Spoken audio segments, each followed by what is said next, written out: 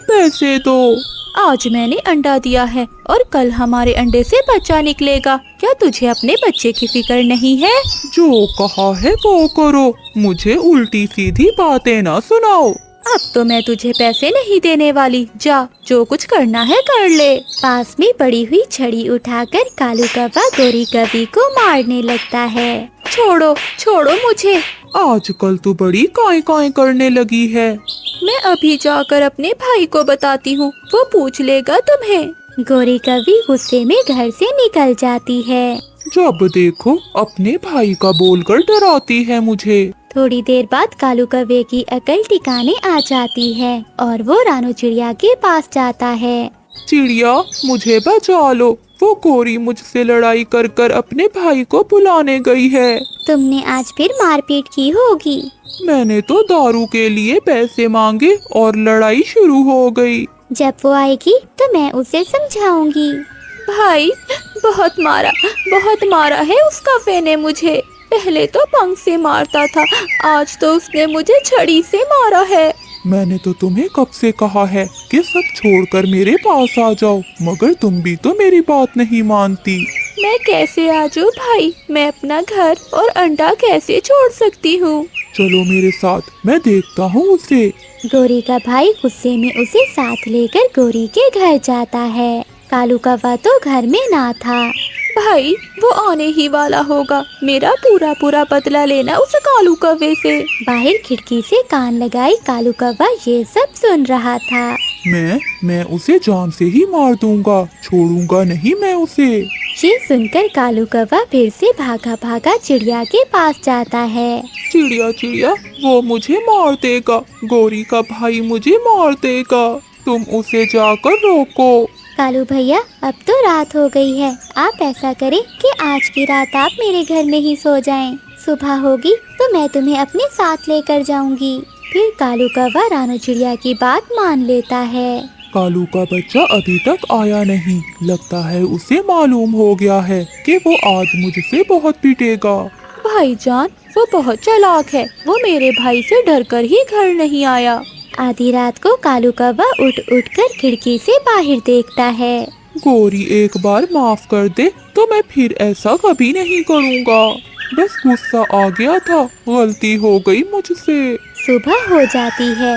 रानू चिड़िया कालू कौवे से कहती है, कालू भैया चलो मेरे साथ। नहीं नहीं चिड़िया, पहले तुम जाकर बात कर लो, मुझे बाद में लेकर जाना। फिर रानू चिड़िया अकेली ही गोरी कौवी के पास जाती है। गोरी का भाई हाथ में डंडा पकड़े हुए बैठा था। गोरी, कालू रात से मेरे घर में है। वो तुम्हारे भाई से डर रहा है। वो कहता है कि मुझे एक बार माफ कर दो। चिड़िया, तुम नहीं जानती उसे। वो हर बार मुझे मारने के बाद ऐसा ही करता है।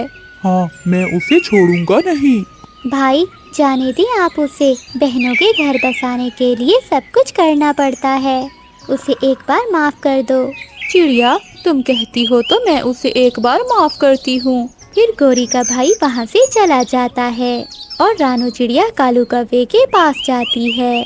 चिड़िया, क्या क्या कहा गोरी के भाई ने? वो चला गया है और गोरी भी मान गई है। मगर याद रखना, अगर फिर से दारू पीकर घर गए और मारपीट की तो गोरी तुम्हें छोड़ेगी नहीं। चिड़िया, मैं वादा करता हूँ, मैं फिर ऐसा कभी कुछ नहीं करूँगा। कालू कौवा डरता हुआ घर जाता है। आ जाओ अंदर आ जाओ। कालू कौवा घर में चला जाता है। कालू, तुमने सारी जिंदगी बुरे काम किए और दारू पिया। अब अपने आने वाले बच्चे की खातिर तुम्हें ये सब कुछ छोड़ना होगा।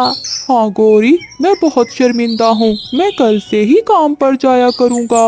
मैं मेहनत करूँगा और अपने आने वाले बच्चे के लिए दाना इकट्ठा करूँगा। जो हुआ मैं उस पर तुमसे माफी मांगता हूँ। अच्छा, अब मेरा सर दबाओ, बहुत दर्द हो रहा है मेरे सर में। दोनों में सुलह हो जाती है। दूसरे दिन सुबह सवेरे ही कालू कौवा काम ढूंढने निकलता है। वो फिरता फिरता एक चील के पास जाता है और चील उसे काम पर रख लेती है। कालू, ये केले के पेड़ मेरे हैं। तुम हर रोज पेड़ से केलों को उतार कर दूसरे जंगल में लेकर जाया करोगे। कालू कौवा बहुत खुश होता है और अपना काम शुरू करता है। शाम को घर जाते समय चील कालू कौवे को केले देती है। आज कालू कौवा बहुत खुशी खुशी अपने घर जाता है। गोरी गोरी, ये देखो, मैं तुम्हारे लिए फल लाया हूँ। गोरी भी बहुत खुश होती है। ऐसे कालू कौवा खुद को बदल लेता है। जब कालू का पुराना दोस्त उल्लू उसे दारू पीने के लिए लेने आता है तो कालू कौवा उसे मना कर देता है। देखो दोस्त, अब तुम यहाँ पर दोबारा न आना। मैंने खुद को बदल लिया है। अब मैं मेहनत करूँगा। अब मैं अपने आने वाले बच्चे के लिए काम करूँगा। उल्लू वहाँ से चला जाता है और कालू कौवा भी अपने काम पर चला जाता है। कुछ दिनों बाद उनके अंडे से बच्चा निकल आता है। कौवों के घर में खुशियाँ और भी बढ़ गई थीं और वो दोनों कौवे खुशी खुशी अपना जीवन गुजारने लगते हैं। अब कालू कौवा बहुत अच्छा पति बन गया था। गर्मी बढ़ रही थी।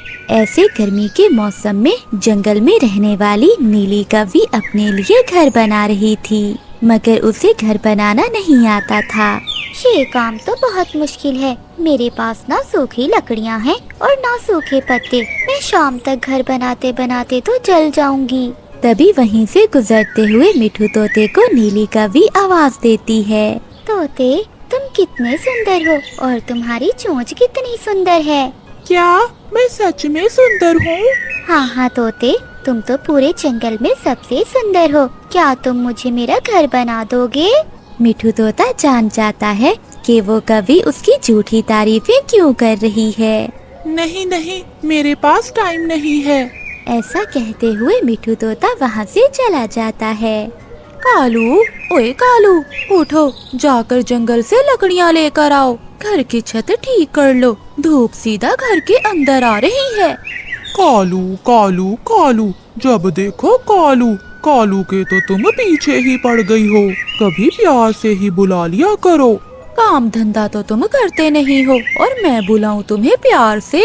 फिर कालू कौवा गुस्से में घर से निकल जाता है। हो, ला ला ला, मैं काला कौवा हूँ, मैं काला हूँ। मैं सबसे अच्छा चोर हूँ, मैं ताकतवर हूँ, मैं सबसे अच्छा चोर। हा, ला ला ला।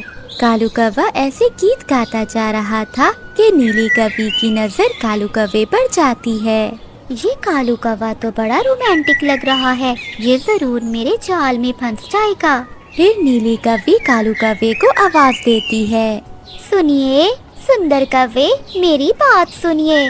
कालू कौवा रुक जाता है। वो इधर उधर देखता है। क्या आपने मुझे ही आवाज दी है ना? आप जैसा काला और आप जैसा सुंदर कौवा और कहाँ है यहाँ? आप ही तो हो। ये सुनकर कालू कौवा तो हवाओं में उछलने लगता है। बताइए बताइए, आपने मुझे क्यों आवाज दी है? मैं अकेली अपना घर बना रही हूँ। अभी कल ही आई हूँ सागर वाले जंगल से। कोई भी मेरी मदद करने वाला नहीं है। क्या तुम मेरी मदद करोगे घर बनाने में?